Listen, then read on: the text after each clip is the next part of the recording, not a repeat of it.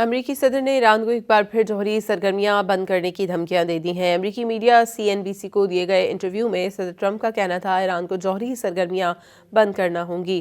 انہوں نے خبردار کیا کہ جوہری پروگرام بحال ہوا تو کارروائی کریں گے۔ اگر امریکہ نے ایران کے ایٹمی نظام کو نشانہ نہ بنایا ہوتا تو ایران 2 ماہ کے اندر جوہری ہتھیار حاصل کر لیتا۔ ایران کو ایٹمی ہتھیار حاصل کرنے کی کوشش تک کرنی چاہیے۔ انہوں نے ساتھ ہی واضح کیا کہ ایران کے خلاف مزید کوئی کارروائی نہیں ہوگی۔ امریکی صدر نے ایران کو ایک بار پھر جوہری سرگرمیاں بند کرنے کی دھمکیاں دے دی ہیں۔ امریکی میڈیا CNBC کو دیے گئے انٹرویو میں صدر ٹرمپ کا کہنا تھا ایران کو جوہری سرگرمیاں بند کرنا ہوں گی۔ انہوں نے خبردار کیا کہ جوہری پروگرام بحال ہوا تو کارروائی کریں گے۔